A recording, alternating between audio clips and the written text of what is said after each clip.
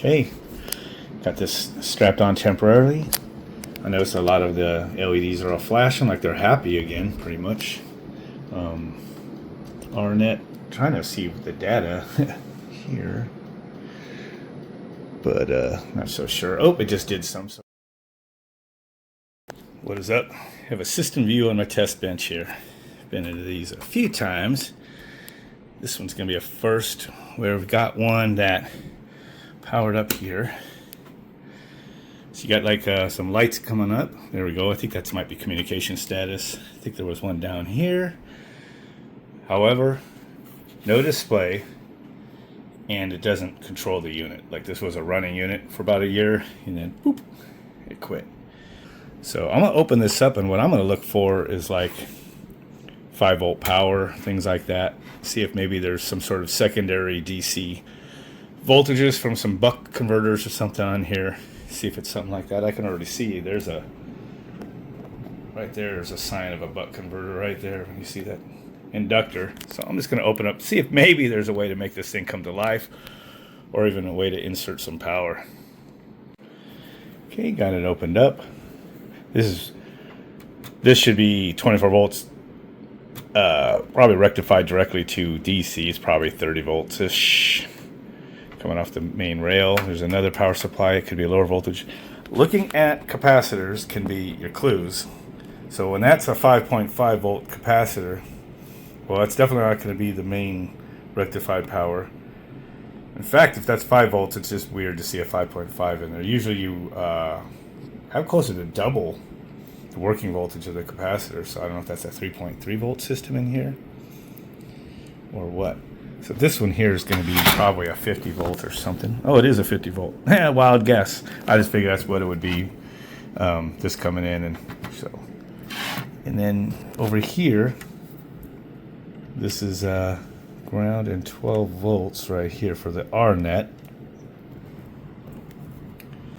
We got our 12 volts there. And then these are your PWM outputs to make analog outputs, like your usually have like your VFD if it's an analog one. Maybe some other stuff. I think this is the one that gets used on the JC model unit to tell the analog output to go to the inverter board, Emerson inverter board. You got your local area network right here. So this label here is for this, and then RNet is this. This is the service tool connection. Parallel connection here. This gets broken off when people have these connectors, Phoenix connectors in here. They'll bump these and snap this connector right off. And believe it or not, the board isn't shot. If you could just get yourself a 5-pin header right here to fit that, you could connect your space sensor to that plug instead. It's the same thing. So local equipment network, your BAS and your RNet, all the activities right here. So this status, it looks as a heartbeat. So whatever these chips are, it's powered up and given something. I'll have to look through the manual and see if that gives anything. So I don't know what would be dead, and maybe it's just this board that's dead. But that might not be for anything for me to figure out. But so this is going to be a power supply. This is going to be a power supply for this board. I'm imagining there's a 12 volt and probably a 5 volt rail in here. There's fuses on these boards, as they call them, and you'd think they would auto reset because of what it makes you allude to when you're reading the fault codes for those. But I think when they're popped, they're popped. But these, like this one here, I think it feeds some of the 24 volts going out to these relays. It feed Verson valve coil, things like that. Might be this fuse that feeds some of these relays. You have a fuse down here that feeds, I think, these 3 24 volt outputs. That could be smoke detector, filter switch, fan status, whatever you want to configure these inputs to be. So there's like fuses, another fuse on the board. But I believe those all just do 24 volt stuff. But I'm going to check some things out just because maybe you get lucky.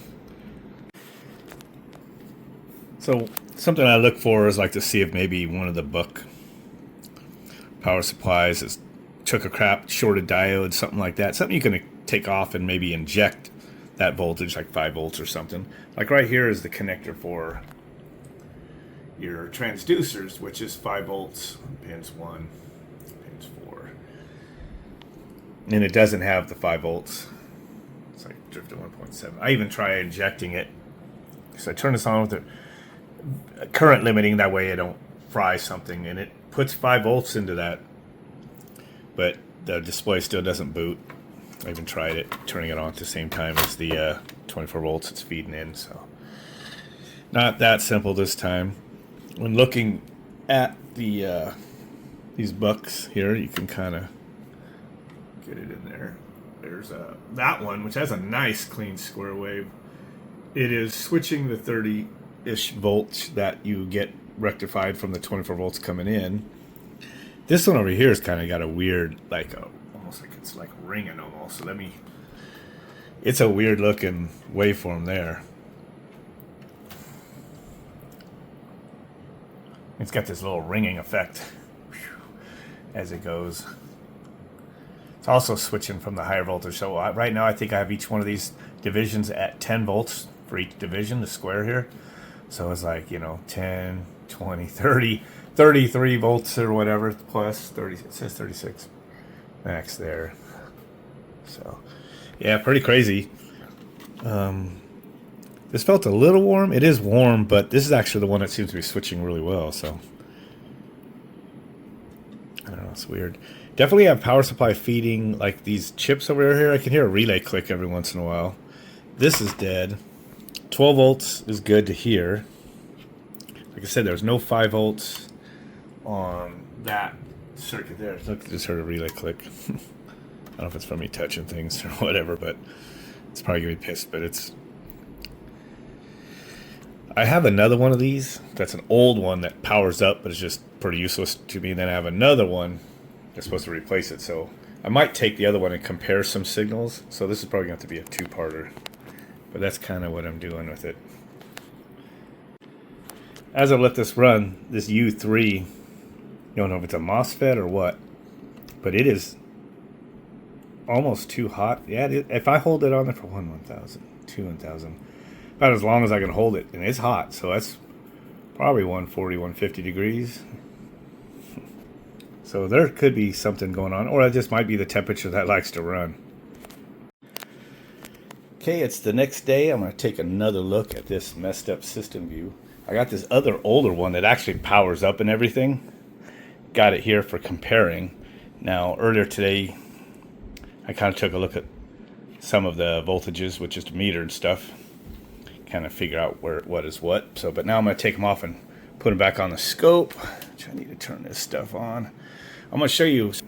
So anything with like buck type of power supplies, like there's multiple ones right here. So this will be a buck one. It's see, you always have your 24 volts coming in for power, and then it'll usually charge up one capacitor to the rectified voltage. So your 24 volts AC is going to be in the low 30 volts DC, which is why there's a 100 volt capacitor here. They probably overdid it a little bit. 50 would have been fine. And then they'll make the lower voltages, like maybe 5 volts, with another capacitor. It looks like this one's probably a 47 microfarad. Maybe it's a 33 volt, 35 volt. I mean, 35 volts. So it's probably the 5 volt rail there. So this one's shorted out, but the processor wasn't shorted. It was like part of the circuit for the buck regulator itself. So I isolated it by taking off these two diodes right here. And then isolating it so it wasn't short anymore, I just put 5 volts in, which was originally I soldered something here, and then I realized I had 2 pins right here that are grounded 5 volts. So if I just put 5 volts in there, it powers up and works, which you're not going to do that for a customer. But if this board, which takes weeks or months to get sometimes, you might want to come up with a way to make it work. So I'm going to flip the power on, which is actually going to turn on all these outlets. Put that on. That powered right up. This one powered right up. This one, you got the little blinking light. So I think the 3.3 volts powering this communications chip over there. 3.3 volt rail is good on here. The 12 volt rail is good on here. The 5 volt rail is not good. So right here I don't get no 5 volts. Let me take this off. I'll try to show you. Got the voltmeter on over there. Here is the pressure transducer connection. So pin 1 here is 5 volts. And by the way, both of these comments are tied together, so I got the same reference point. So I'm going to go here, 5 volts. It's actually about 4.7. Might be getting a drop across that wire. But to go over here to this one, it's like 1.7. The 5 volts is being pulled down by something shorted on this board, and it's causing this not to boot up either. So you kind of see that this one's up. I'm going to move this over here to see if that reading was messed up because of that. 4.9, so yeah. It's actually getting a voltage drop across that alligator going to the second one. Okay, so reading these buck converters, a little pulsing there. So here's the 5 volt one. What's actually more like 6 volts, and then it regulates down again over there. So this part, the pulsing, it's working. There's your pulse width modulation. So go and clear that. Do another sample. Go over to the one that works. Reset that again. If I touch it, don't hold it on, it'll give me just a glitch. There we go. So it's the same kind of signal, right? Now if I go over to this other one, this is actually, turns out I think this actually wasn't even the 5 volts, it's the 12. It's got a weird waveform, so let me take that again so we get a lot more samples of it. It's slower, I think, or maybe it's faster. Doing this one-handed really sucks. There we go. Got a good connection. I'm like, that's weird. It's almost like a ringing, like the, you know, how it's looking. I'm like, what the hell? That's goofy, right? You know, you could look real close. It's just a weird type there. But here's the one that works. And kind of need my glasses. It's the same thing. It's pretty much looks to be about the same, other than might be having a little different duty cycle or something, but interesting, huh? And anyway, that doesn't matter. So it seems like, I'm trying to remember, I think this was the 3.3 volts, 5, and I think these are linears right here. So 3.3 volt. Somehow I'm getting 5.2 there, so I think that's coming right from up here, which is about 6, feeding it. And if I go down to here, this one, I got 6 in. I think this is the one that's supposed to be 5 out. This I'm getting way down at 1.35, and then right here, 1.7. Might not be the same one, but that's weird that that's higher than this point. But this is the component that is getting hot after I leave it on. Yep, it's getting pretty hot. And how about this one? It's nice to have 2 to compare it to. So no, that one's not hot. So if I look at the input voltage, 5.7. Now there's a voltage drop across this wire, so I'm going to get a little low voltages here. 4.7. So if you drop it about 0.3 over here. I'm sure if I go to ground, I'm going to get plus 2 point something. Yeah. I just put on this other jumper cable. I think this one here was doing a voltage drop. So now I got the voltage reference on this common. So I go to this common with my meter. Should get pretty close to 0. Not 0.27, now it's 0.01, so that's good enough. So now if I read a reference here, it's going to be around 6 volts here in, 5 volts out. Go over to this chip that's got the heat, got my 6 volts in, 1.3. And I wish I had a thermal camera, I just don't. But probably should put a bead thermometer on here maybe, but it's getting hot. This one's not getting hot at all. So something, I don't think it's this component. I should scratch off the, see if I can get the component part number off of that. Probably just, it's called a U instead of a Q. So it's probably a linear regulator, I'm guessing. And maybe it is toast. Maybe it is just that. But what I should do is probably put 5 volts in right here and see how much current, if I set it for like a tenth and then try a 2/10. Just a little bit, just to put a little bit more and just see if it shorts out my power supply here to prove that there's a component shorted maybe. Or it could be this thing's just burnt open and it's not really conducting properly, but it's getting pretty hot. It makes me think there's a shorted component. A lot of times that's what I find. I find a shorted component and I take it off and then the 5 volt rail will return. as long as it isn't like a main processor. I don't think it is. After these boot up for a while, you'll hear a relay click on each one after the same delay. So I'm thinking that the processor is actually booted up, but part of something else isn't. I think the processor is probably on the 3.3 volt side. I'm kind of guessing because I think that's about what, if we look it up, maybe it is. So if I go over here like this, which I think is another linear, 5.2 in, and it was 3.3 out pretty much. So if I go over here, this one works. 5.2 in, 3.3 out.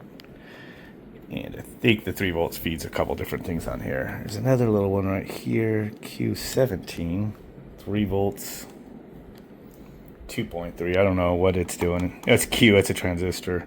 So that's probably not even a regulator. I think these are gonna be regulators. I think I'm gonna try to get that coating off. Maybe on this one, the one that knows it works. Okay, I rubbed these down enough to kind of get the part numbers. So the one that on the good board that I see is coming out at 5 volts exactly, 6 in, and then it's like 5 volts going in here and 3.3 here. Well, they are indeed a 3.3 for the 5501 TG, and then it's 5 volts for the 5501 UG, which is that one. And I'm not sure what this one is. I haven't looked this one up yet.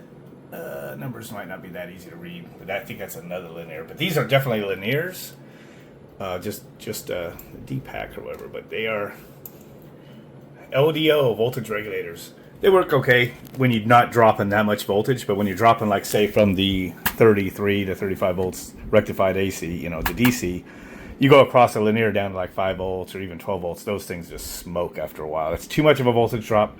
Too much heat coming out of them, so you want to use a switching, which is why they got the bucks bringing it down, you know, to like the 12 and the 6-ish, I think it is. And then I think it's the 6 volt feeding both of these. I'd be kind of curious to see if these are actually the same potential, these two inputs there, but I'm guessing they probably are. All right, so interesting. So there's 2 linear regulators here too. They're the 317s, which are the adjustable ones. So it depends on this voltage divider down here of what the voltage output is. So they set up a resistor voltage divider here. So these are backwards, the pin count. So if you look on the smaller ones, like your traditional voltage regulators for your linears, your left side is in and your right side's out, with the middle being ground. But they trick you on this one. The right side 3 is in and the left side 1 is out, or actually adjust, and 2 is out on this one. Oh, 2 is out. Good thing I saw that. Okay, so it's going to be totally different. So right side is in, which I had like 31 volts on here. And then I can touch this tab, 20 volts there. So I already know that's 31-ish, and now it's 23 out. Kind of interesting how they're using those. And a couple bucks. The bucks are for the real precision stuff. So, and already over here we know, like on the, you know, this one's got like 5 volts in and 3 out, 6 in and 5 out. So over here, you already showed you, it's kind of like 5 in, 3.3 out for probably the processors there. And then this one, the trouble one, 6 volts in, and then look at that, 1.4 out. I still don't get what's given the 1.7 oddity to this here. That's 5 volts, but it's probably whatever, somewhere in the circuitry there's some voodoo shorting out that 5 volt rail. So as I said, this one's getting hot after a while, and it's a linear, so it could be putting out just a little too much current. So wish I had a thermal camera to find out which one's hot. It could just be one shorted device loading down the 5 volts. These communicating chips seem to be working, and I think they must be on the 3.3 volt side is my guess. See if there's anything hot over here. There's your PWMs. One chip did not like it when this power booted backed up. That's usually when that stuff fried. Usually it's the regulator itself that fries. The bucks type, I've noticed, when you cycle power and they don't have anything current limiting on the inrush on the end, they'll just fry. But these, I think, are working. They have the right voltages there. So I'm going to mess around with it a little more and then do an update. So I lifted the output pin off of this linear regulator. Of course, it goes right up to 5 volts. I accidentally lifted this one, the wrong one at first, and then, which was a 3.3, and sure enough, all these lights went out, so the processor's here and data here. The comm stuff looks like it's 3.3 volt. So, yep. So it means the regulator's not fried, it's just getting hot, but need to put a little more, probably just need to put a little more juice into there and see if I can find what's shorted. Sometimes that works out, sometimes it doesn't. It's worth a try. So I got 5-volt power supply set up, injecting on the trace there. I got it up to 0.9 amps. Now, these are pretty big inductors, so they're probably a couple amps, although the chips that are driving them, I don't know. Well, there's got to be a transistor somewhere. I figured it'd be higher, but usually you see inductors that big, it's usually good for a couple amps, but I don't know. So I do have the voltage higher than it was getting, so it's at 3 volts, 0.9 amps. So I'm just trying to see if I see what's going on. Is there any voltage coming out over here?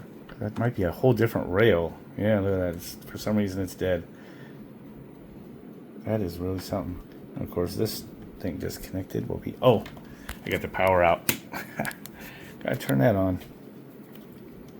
See anything here? 3.5. That's weird how that is up now. There's got to be something switching off of this power over to that power. It comes off of this power. So 5 volts on the LDO I've disconnected, and then down on the board it's 2.4 something. As I said, 2.6 there. Little voltage drop across that wire, that's good. I'm going to turn it up just a pinch more. Got about 4 volts. So, alright, I'm going to continue checking it. I'm not going to distract myself with the video, but I'm going to see if I got anything getting hot or whatnot. It also might be enough voltage. See how it's getting up? It might be killing whatever took a crap. I might be able to plug in the freaking display and get something now. I'm going to go back to recording now. So I'm going to turn on the 24, turn that on. It's lit up at least. Voltage still sagged down just a pinch. I thought I saw something come up a second ago, but turn up just a pinch more. I hate doing that, but whoa, look at that. So I'm probably going to find out what's going on with this thing. It's pulling 1.2 amps, so something's going to be getting pissed off on the circuit board sooner or later. I want to pop the trace though, so I'm going to check a little more off camera, but just want to record it that I got that far. That's awesome. Found it, and boy did I find it. That was freaking hot. This microprocessor chip right there. Look at that, it's kind of, this stuff's still staying on. Turn that off, but whatever this is it that one or this one? Man, it really cooled off already. It was right next to BAS for BACnet, so sure it's that one right there. That sucker is bad. So we're going to see what it is and probably take it off, which means, of course, if that has to do with BACnet, it won't like that because the BACnet's being used on this. But it'll get the unit up and running before the mark goes away. There's the indentation. Look at that. Singed, and a dot from pushing out. Look at that. Singe. That's from that freaking thing. So sometimes you get away with it. That's a risk, man. Going through all those traces over there and didn't pop the trace. Yeah. Okay, coming back in here after I had to recharge my phone just to take some more video. So I just lifted that IC off. This little sucker right here. It's the culprit, it seems. So turn that on, and max setting was 1.2 amps. I was inserting into it at 5 volts to get it to heat up whatever was probably shorted. Now we're 0.036 amps. It's right up to 5 volts. So what I'm going to go do now, I'm going to go ahead and remove my injection, and I'm going to put the factory linear regulator back on, and then we'll see if it boots up. And then I might get lucky. This seems to be some sort of it's got 2 inductor coils here, and seems to be the interface for the data. I've also noticed there's a second chip right here. Might be for the local equipment network maybe or something. They're the same chip, it looks like, so might be able to swap them. And so far, punching in the numbers, it's a G2472, and it looks like E1BZ. It's actually looking better through my phone than it is with my eyes looking at this. And it looks like a G439KFL. If anybody could see that, it's going to be some sort of chip useful for that communication circuit. It's these bad boys right there, and I think one was upside down. I don't think they both were in the same position. So this is the one I rubbed off to read, actually, not the ones I removed. So it's upside down, and that one. Okay, they're both upside down. So remember that upside down is probably pin 1 at the top. This is actually getting pretty awesome. I'm not that good of an electronics tech, but I think I did good on this today. So let's go ahead and turn on 24 volts. It's booting right up. And check this out over here at the transducer. 5 volts out. We got 5 volts again. That was weird to me how checking it over here at the LDO, it was less there than it was over here. So I don't know if there was another switching device in there. That is just weird. So I actually got this live again, but this does use BACnet, like I said. So right now it's not going to have BACnet. Well, there's a fault. Well, of course everything's unplugged, so of course it's going to be a fault. But I'm thinking about pulling one of these chips. I might just take it off this board because I don't use BACnet on this board. So I'm thinking of just pulling this one off and see if I can land it on over there, and then maybe I'll let them try it out and see if it works. But yeah, I need to drop that back on there. But that is awesome. I got this back up and running. I actually wasn't so sure it was going to happen, but it worked. It worked. It could. So many things could have went wrong.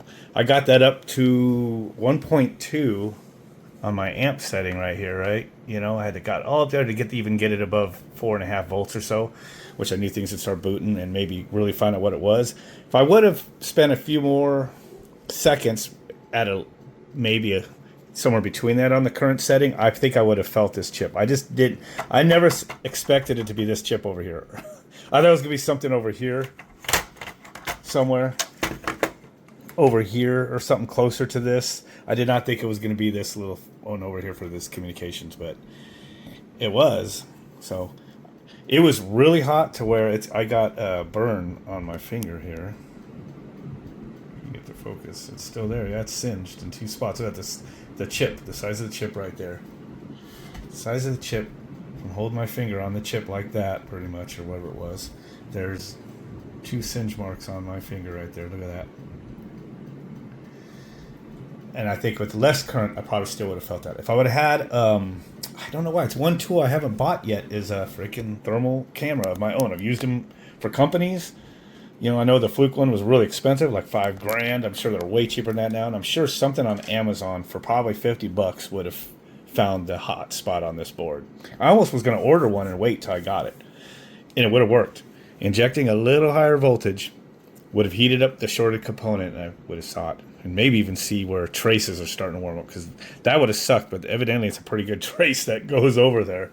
Man, got lucky. So now I'm trying some things. This is actually the my spare old SystemVu. It actually powers up and everything. I don't remember even why this was taken out of the unit, but I've been using it for just testing, doing settings for economizer setups and stuff like that. Got the RNet plugged into it, and it saw it, but it ain't loading anything. It's probably because it's like, it can't load from these. It loads off of, what do you call it? RT open boards. So I'm going to get this one plugged in if I can and see if it detects it. RNet connected, and it's going to do the same thing. It's just going to sit. Wait, what the hell? Maybe this chip I took off affects this? I don't think so. No, it's got another one right here. That might just be luck.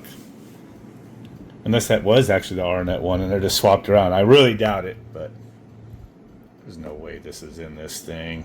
Alarms. Let's see if it's got the same alarms. Clock failure. You always get that a lot. You just got to set the clock. Circuit A, HPS trip. Right here probably. Depends on the model. Econ feedback open. Yep. suction, or the discharge pressure, suction pressure open. Yeah, it's over there. It's not plugged in. SPT open, is that the space or set point temperature? Return air, outside air. Let me plug in this part right here and see if that corrects that one. Can't remember which sensor that is. Let's see if it actually reads it after a while. Can you clear alarms with this? I don't see that. Huh. Alarms back in here. Active alarms. 10. Turn air. Active faults. VFD communication. That was an out of LC unit. That's correct. I don't have the LAN bus connected anymore to the VFD condensate overflow. I did notice that there was a condensate overflow and a fan status switch hooked up on there. So I'm actually into this unit. That's pretty crazy. Module status. I have never noticed this before. I've never plugged this in. So we're on network 62 Mac 27. Here's the software version 6.0 is what that is. And I think we're up to 8.0. So I don't know if I should dare dump that in or not. This is actually pretty cool shit. So we got all those sensors. Settings. Oh wait, hold on. Let's go back. How do I get to that? It doesn't quite show the home screen anymore.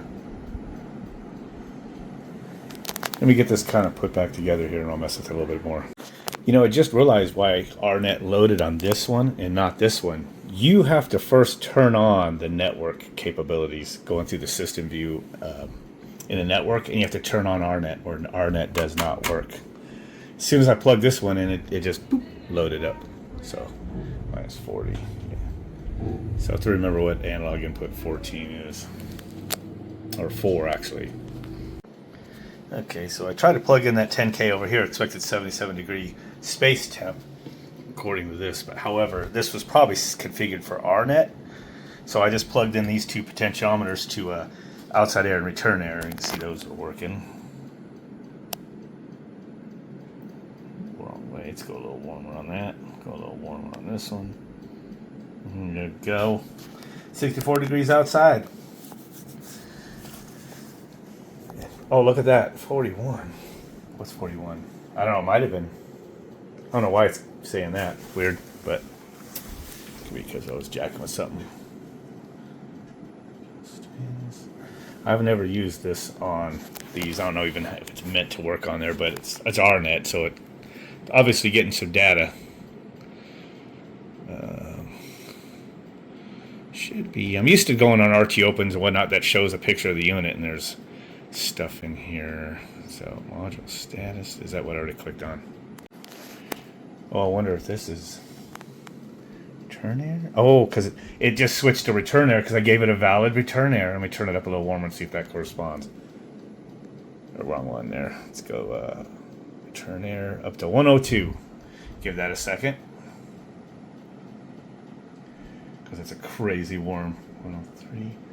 It's probably got a little delay to get it updated, but yeah.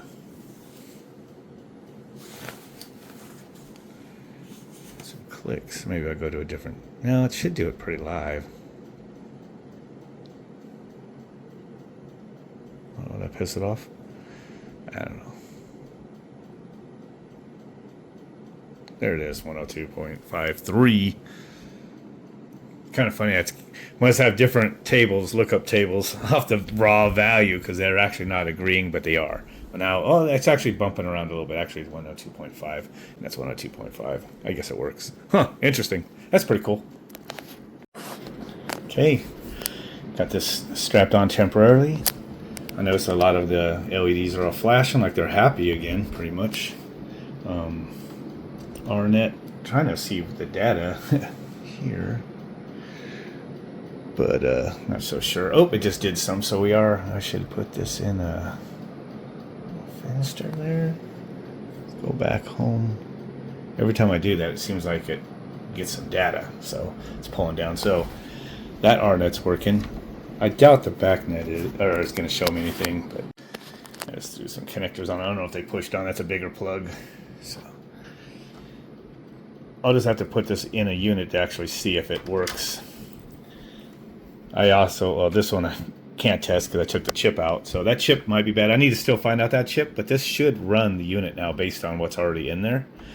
And when it's plugged back in the unit with all its sensors, it will be happy and it should clear the faults and operate. Just won't be able to access and change the temperatures remotely if the backnet isn't working, but they're probably going to have to order all these boards. Anyway, this was just kind of seeing if I could make one work again. And I did. It's probably the same thing broke on each one. I'd be curious, so might grab another one, kind of check it out. These are just out of warranty and they cost a lot of money. And it's pretty cool. So I got my potentiometers hooked up over here for the outside air and return air. So the return air seems to take over the space temp because it doesn't have a valid space temp. So I went to return air and it popped it on the screen. It used to say -40, which is what you get when you're missing your T55 sensor or another valid space temperature sensor. So it seemed like it automatically put the return air as the space temperature or the, what it's running the system on. Is this the application for this app? It must be. So module, but I'm not sure what all this stuff is. I already showed this earlier. That's what the system is. Trends. That's not going to give me crap. Again, I'm used to RT opens. Outdoor air equipment alarm. Well, that's got alarms. Turn air temp. Ha! There it trended me messing with it. Ha! That's not the time of day though. But it's like 6:51 now. That's cool. I didn't have to we can plug these right in and probably get to some stuff really quick. So I knew those are going to be in there. Active alarms, 8 of them now. So it decreased a couple of them because I have a valid return air and valid outside air. Supply air temperature sensor. Where is that? Is it FST? Or where would they, why are they calling it that? It probably is the, let me stick something on there and see if it gives me a reading. Alright, so I just took a fixed resistor, actually switched it over to the outside air temperature. I thought I was grabbing a 10K, but evidently it must be like a 2.2K or something because it says it's blistering 147 degrees outside. And then I got should be reading so I got supply 86, which is going to be one of these now. Not that one's going to be this other one. Let's make that a nice crisp 55 degrees.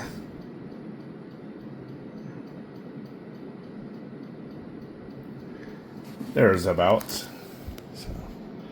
So it's got even one less in here now. So no more supplier temp. Oh, so clock. We'll fix the clock. I'll show you how to fix that. Well, it says it's right here. Mode configurations continued. Time clock. So maybe I just had to scroll down a little more for it. This quick setup has it also. So yeah, so let's May 14th, I believe, is where we're at, right?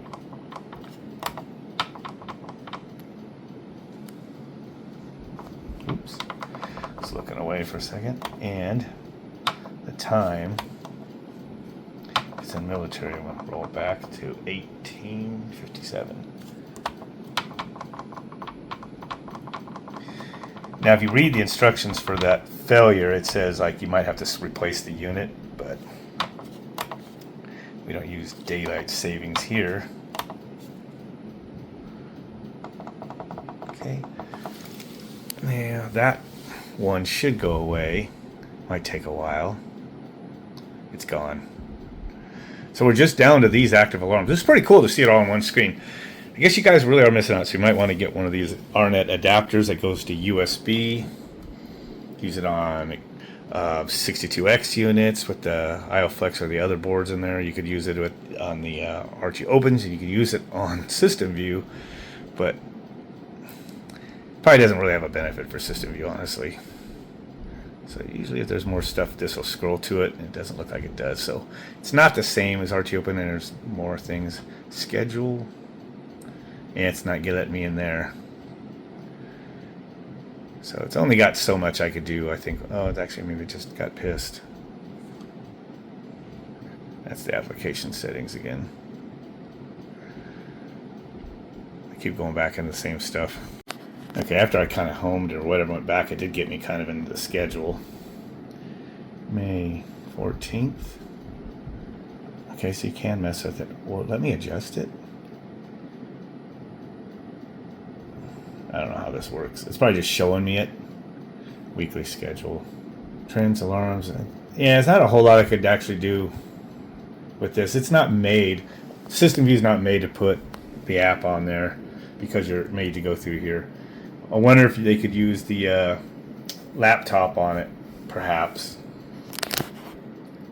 Now the question you guys are all asking is, does a Comfort Link Navigator work on this? Well, I'm going to go to this one that I don't care as much about and plug it in here. I think I saw a flash on the screen.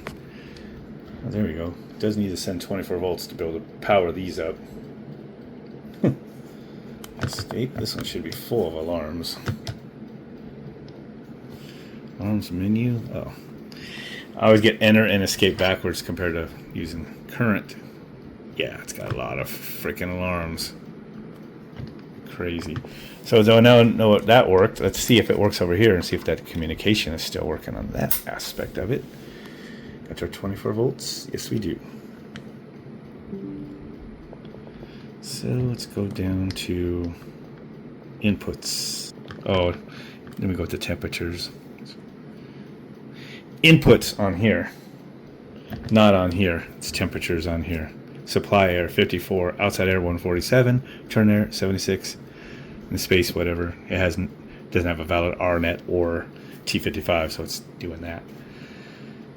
You can use this on there. Is it faster than just using this? Probably not, but it does work. Okay, got it all put back together with the one that goes to it. You can see it didn't even have the plastic removed yet. So it was in there for a little while and then it poof. So I'm going to turn it back on. You notice the loss of communication, so let's see what kind of effect that has. Booting up. I don't know what the backnet's supposed to look like. I might have a controls guy try to plug into this tomorrow just to see if it gets on the CCN or iView or whatever they're using, to communicate. For all I know, that's noise, so let me see if this thing looks like that kind of refreshes. No. Oh, looks like it went back on. Yep, so we got the basic, just that 5 alarms right there now. The open econ feedback, yep, open HPS. I could probably make that one go away. It's going to be one or the others. Oh, you know what? Find out. It's kind of funny. These things are kind of sketch when I first saw them. Like, oh man, this new thing to learn. And now I kind of know a whole bunch of it like the back of my hand. So these HPSs can be mapped for different uses. And also, mind you, that the 24 volts comes in from outside from another transformer. That's why it says TB4-4. It's probably transformer number 1. Transformer number 2 usually powers these. So if I just put the jumper on here, it's probably not going to work. Watch this. It's not going to satisfy the HPS. Give that a second.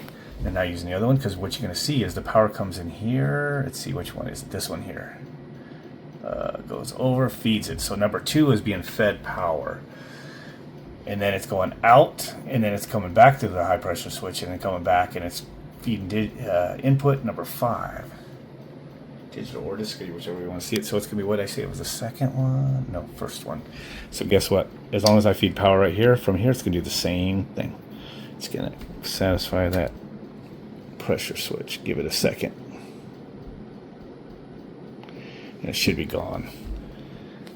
Double check how I said that was. It's that input. Yep. So as long as I put 24 volts on number 1 by itself, even, because like I said, this wire, this feeds power in, goes out too, goes to your high pressure switch, comes back here. I wonder if I need to reset it, maybe, because it's an HPS trip. So we're gonna go like here, active faults. No, it doesn't show it. Alerts. circuit A HPS. It's 314, 314. And we'll just go and reset them.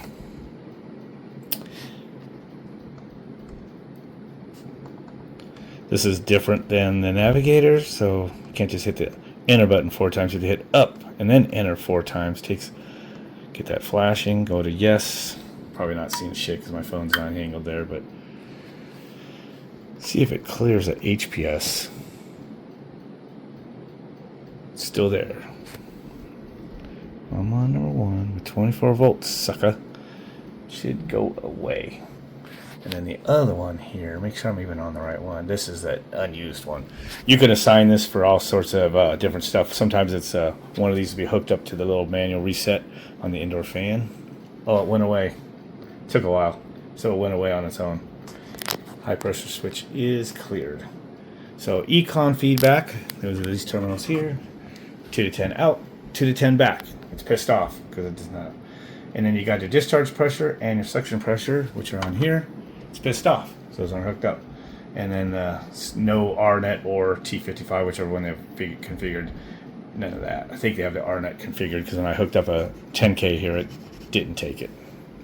So now if I unplug this again, should get the HPS back, and there it is, high pressure trip, right there. So cool. Hey, this is live data, evidently. It's pretty awesome. So anyway, not to go on too long with this, I've been spending enough time on it, on my own time mostly. Okay, so this is not a G, and it really looked like it to my eye up there. That's a 3. So I punched in 32472 just now on LCSC, and it narrowed down things. And look, I have the feeling it's going to be this. I haven't clicked on this yet. So let's see. That chip is a freaking. Let's see if that's it. $1.75. Data sheets. Probably. It says in stock. Oh, let's hope it's an 8-pin freaking chip. That one's not. That's a 12-pin. But there's probably. Oh, there's an 8-pin. That's what it is. So this is fault protected extended common mode range R485 RS4 22 receivers. Yep. RS485 family. So I don't know if that chip survived, but anyway, I'm gonna probably order some of these. Maybe, I don't know. I mean, it's not my boards. I just was looking at it. But here you go. Here, this is what's bad. Now, if this is directly connected to the output, and like 4 of these went bad, you don't suppose somebody accidentally connected a communication wire on this rooftop to power like 24 volts AC maybe, and fried that chip and the daisy chain and caught 4 of them. It's an idea. So if it's RS485, I should be able to see that on my scope when I had that board hooked up earlier. But maybe it's so quick and without it in there, you know, I missed it or whatever. So what I'll maybe do is, like I said, have somebody try to communicate to it. But I think it's going to run the unit based on the temperatures that were set in there, so we can get it up and running. I think it was like an open warehouse. It's like a 20-ton unit, so yep, just look at this just to finish up the video. See if there's any other goodies down in here, like example circuits or anything. Sometimes there is. Not familiar with this chip at all, so, but I think that's what it is. So anyway, I could fix that for probably a $2 part. Oh yeah, guess what voltage it runs on? Yeah, the 5-volt rail. Shit. So I'm gonna wrap it up, disconnect it, pack up, and I'll let you know kind of if it works in the unit. That, don't forget to like, share, subscribe, and comment. And we'll catch you guys later. Laboratory for Frankenstein is shutting down.